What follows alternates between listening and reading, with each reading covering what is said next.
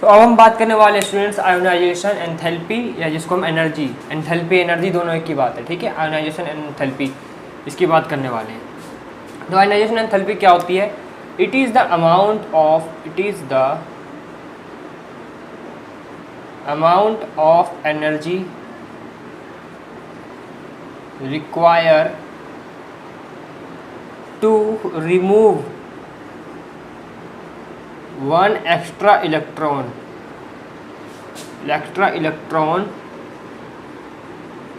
from outermost cell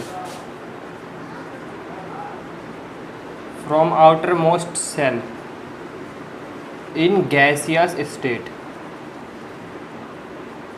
ठीक है, मतलब क्या समझ, अगर कोई एटम है, ठीक है, 2, फिर यहाँ पर अगर 8 है, फिर यहाँ पर अगर 1 है, तो अगर हम इस एक इलेक्ट्रॉन को निकाल दें, अगर जितनी एनर्जी हमें इस बाहर के इलेक्ट्रॉन को रिमूव करने के लिए, एक्स्ट्रा इलेक्ट्रॉन को रिमूव करने के लिए चाहिए होती है, उसी को हम आयोनाइजेशन एंथैल्पी बोलते हैं।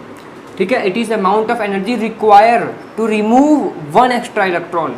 जो एनर्जी हमें चाहिए, रिक्वायर होनी चाहिए रिमूव करने के लिए वन एक्स्ट्रा इलेक्ट्रॉन, कहाँ से? फ्रॉम आउटर मोस्ट सेल, ये बाहर की जो आउटर मोस्ट सेल है, इन गैसियस स्टेट में। ठीक है, तो उस एनर्जी को हम क्या बोलते हैं? आयोनाइजेशन एंथैल्पी बोलते हैं। मतलब कि साइज अगर मान के चलो जितना बड़ा होगा तो न्यूक्लियर फोर्स क्या होगा? कम हो जाएगा। ठीक है, तो न्यूक्लियर फोर्स अगर कम हो गया तो मतलब कि यहाँ से हम आसानी से इसको निकाल सकते हैं। अगर इसका अट्रैक्शन इससे कम हो गया तो इसको आसानी से निकाल सकते हो बाहर। लेकिन अगर इसका अट्रैक्शन मान के चलो, अगर हमको इससे निकालना हो एक इलेक्ट्रॉन, इस वाले सेल से, इस फर्स्ट सेल से निकालना हो, तो यहाँ पे ज़्यादा एनर्जी चाहिए होगी। क्यों? क्योंकि साइज़ छोटा है। साइज़ छोटा होने से क्या हो गया? न्यूक्लियर फोर्स इसके अंदर ज़्यादा है। इससे न्यूक्लियर फोर्स ज़्यादा होने के कारण ये इसको पकड़ के रखेगा, तो इसलिए आपको ज़्यादा एनर्जी चाहिए इसको रिमूव करने के लिए। समझ रहे हो ना इस बात को? समझ, इसको ध्यान से समझना। अगर साइज़ बड़ा है, देखो साइज़ बड़ा है ना एटम का, यहाँ पर साइज़ बड़ा है। जो थर्ड सेल है इसकी साइज़ बड़ा है, ये फर्स्ट सेकंड सेल, ये फर्स्ट सेल। तो थर्ड सेल में साइज़ बड़ा होने के कारण न्यूक्लियर फोर्स कम लग रहा है, यानी ट्रैक्शन कम है, न्यूक्लियर फोर्स कम है।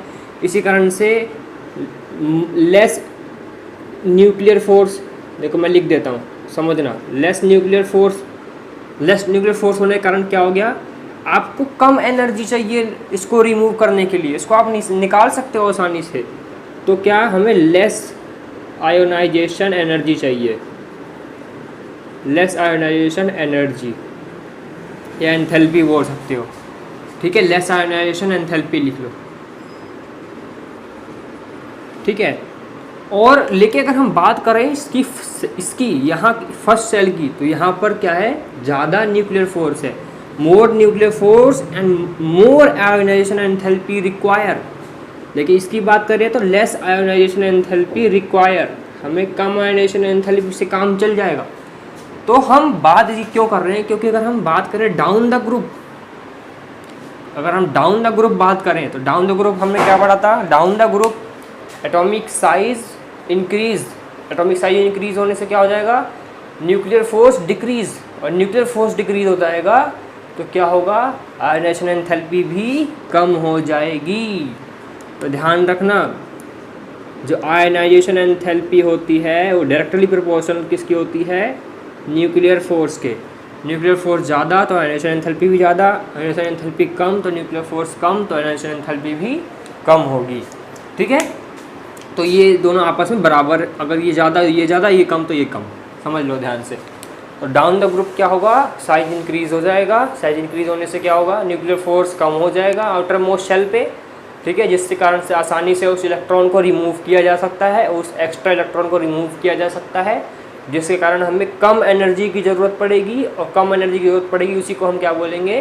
कि लेस आयोनाइजेशन एंथैल्पी। ठीक है, तो इसलिए down the group ionization enthalpy decrease. Point ये है हमारा, डाउन द ग्रुप क्या होगा? डाउन द ग्रुप समझाओगे कैसे? कि as we move down the group number of cell increases, number of size increases, size increases. ठीक है, nuclear force decreases, and ionization enthalpy also decreases. इस बात को ध्यान में रखना कि अगर हम साइज़ बड़ा होगा न्यूक्लियर फोर्स कम हो जाएगा, तो कम एनर्जी चाहिए। आप इसको ध्यान रखना कि उसको हमें एनर्जी ज़्यादा देनी पड़ रही है कि कम देनी पड़ रही है, ऐसे समझना। तो साइज़ बड़ा हो जाएगा, आसानी से निकाल सकते हो उसको, तो कम एनर्जी लग रही है तो न्यूक्लियर, तो जो आयोनाइजेशन एंथैल्पी होगी क्या होगी, कम हो जाएगी, ठीक है, डिक्रीज हो जाएगी। उसको ध्यान रखना। तो down the group ionization enthalpy क्या होगी, डिक्रीज होगी, ठीक है। और left to right in period अगर लेफ्ट टू राइट जाते हैं, इन पीरियड आयोनाइजेशन एंथैल्पी क्या होगी, इंक्रीज होगी। क्यों? क्योंकि बिकॉज न्यूक्लियर फोर्स इंक्रीजेस, है ना। न्यूक्लियर फोर्स ज़्यादा हो जाएगा पीरियड में, तो क्या होगा, वो पकड़ के रखेगा उसको, तो आपको ज़्यादा एनर्जी देनी होगी, ज़्यादा एनर्जी चाहिए आपको उसको निकालने के लिए। हो गया अट्रैक्शन ज़्यादा हो गया, न्यूक्लियर फोर्स ज़्यादा हो गया, ठीक है। तो अट्रैक्शन ज़्यादा होने से आपको ज़्यादा एनर्जी की ज़रूरत है, तो न्यूक्लियर फोर्स ज़्यादा हो गया, तो आयोनाइजेशन एंथैल्पी भी ज़्यादा हो जाएगी, ठीक है।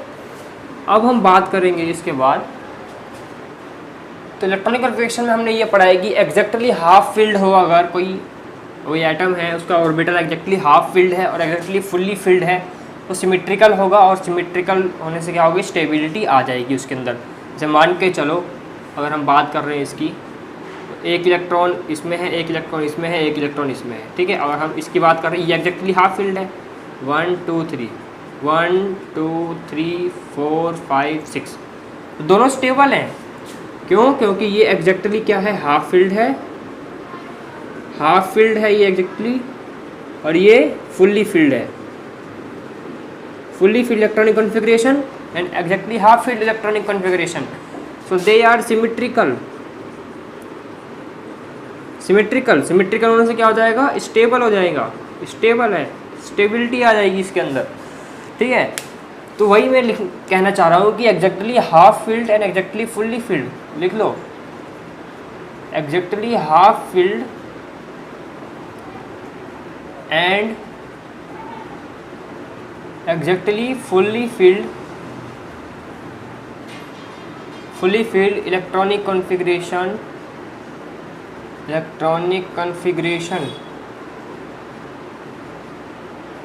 is symmetrical and stable। समझ गए ना। अगर इसकी बात करते हैं, ये स्टेबल नहीं है, इसकी बात करें ये स्टेबल नहीं है क्योंकि सिमेट्री नहीं है इसमें, इसकी बात करें तो ये भी सिमेट्री नहीं है, स्टेबल नहीं है। लेकिन एग्जैक्टली हाफ फील्ड तो स्टेबल है, एग्जैक्टली फुल्ली फील्ड भी स्टेबल है। तो हम बात क्या करेंगे इसमें, हम बात करेंगे, एक तरफ हम ले रहे हैं नाइट्रोजन, एक तरफ ले रहे हैं ऑक्सीजन। तो फर्स्ट आयोनाइजेशन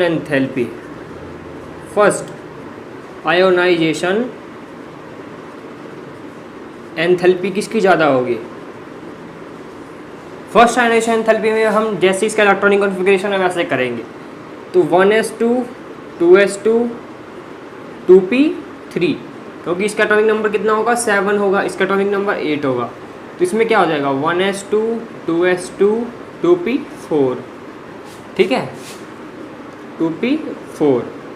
देखो 2 2 4 और 3 7, तो 7 हो गए, 4 और 4 8। तो अगर हम बात करें इस, हम लास्ट के 2 ले रहे हैं, ठीक है। इसमें से देखो, ये देखो, ये तो फुल्ली फिल्ड है, इसको देखो P में 1 2 3 एग्जैक्टली हाफ फील्ड है, एग्जैक्टली हाफ फील्ड होने से क्या हो गया, स्टेबल हो गया। इसकी बात करें अगर हम इस P वाले की, 1 2 3 एंड 4, ये सिमेट्री नहीं है, इसमें सिमेट्री नहीं होने से क्या हो गया, स्टेबल भी नहीं होगा ये, क्योंकि सिमेट्री नहीं, इसमें सिमेट्री है तो स्टेबल होगा। ये एग्जैक्टली हाफ फील्ड नहीं है तो ये स्टेबल भी नहीं होगा। समझ में आ गया ना ये बात को, क्या कहना चाह रहा हूँ। तो फर्स्ट आयोनाइजेशन एंथैल्पी में डायरेक्ट हम एज इट इज़ रख के देखते हैं कि स्टेबल है कि नहीं। लेकिन सेकंड आयोनाइजेशन एंथैल्पी में हम क्या करते हैं, सेकंड आयोनाइजेशन एंथैल्पी में हम क्या करते हैं, एक इलेक्ट्रॉन इसमें से लूज़ कर देंगे, क्योंकि हम आयनाइजेशन एंथैल्पी का क्या मतलब है कि इलेक्ट्रॉन एक रिमूव कर देना। आयनाइजेशन का मतलब क्या होता है? Removal of electron. तो हम एक इलेक्ट्रॉन लूज़ करते हैं अगर इसमें से, तो क्या हो जाएगा? नाइट्रोजन में कितने इलेक्ट्रॉन हो जाएंगे? 1s2 2s2 और 2p2 हो जाएगा। समझ में आया ना? यहाँ पर 1s2 था, यहाँ पर भी 1s2 था, तो मतलब कि यहाँ पर अब 6 हो जाएंगे। ठीक है, अब 2p2 1 और 2, अब ये स्टेबल नहीं है, ये तो स्टेबल था, ये नहीं था stable. First ionization enthalpy nitrogen stable था, और सेकेंड आयोनाइजेशन एंथैल्पी किसकी ज़्यादा होगी? फर्स्ट आयोनाइजेशन एंथैल्पी किसकी ज़्यादा है? नाइट्रोजन की। सेकेंड आयोनाइजेशन एंथैल्पी किसकी ज़्यादा होगी? जो स्टेबल होगा, ऑक्सीजन। ऑक्सीजन में से एक रिमूव करोगे तो कितना बचेगा? 7 बचेगा। ऑक्सीजन में से एक इलेक्ट्रॉन रिमूव करोगे तो कितना बचेगा? 7 बचेगा।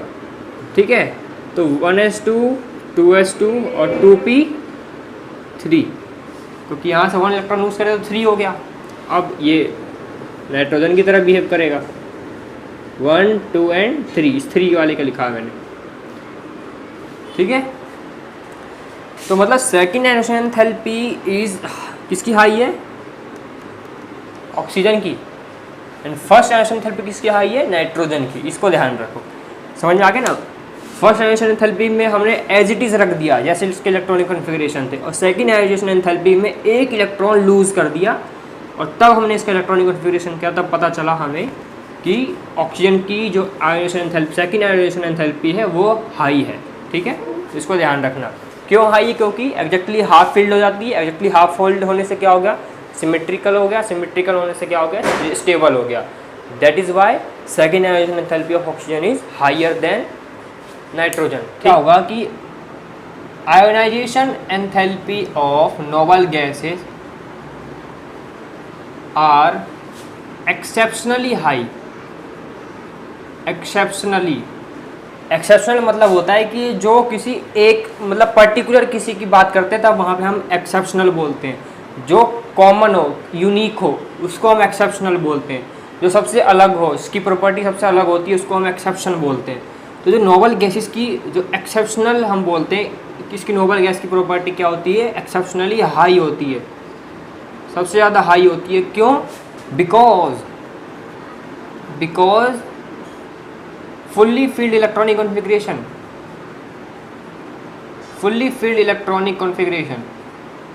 मैंने बताया था। एग्जैक्टली हाफ फील्ड होगा, exactly fully filled electronic configuration होगा, तो सिमेट्रिकल हो जाएगा। सिमेट्रिकल होने से क्या होगा? स्टेबिलिटी आ जाएगी। स्टेबिलिटी होने से क्या हो जाएगा? आयोनाइजेशन एंथैल्पी क्या हो जाएगी? ज़्यादा हो जाएगी, इंक्रीज हो जाएगी। तो फुल्ली फील्ड इलेक्ट्रॉनिक कॉन्फ़िगरेशन, ठीक है, फुल्ली फील्ड इलेक्ट्रॉनिक कॉन्फ़िगरेशन, समझ गया ना? तो नोबल गैसेस के देख लेना, इसके जो आउटर मोस्ट शेल जो होता है कम्प्लीटली फिल्ड होता है।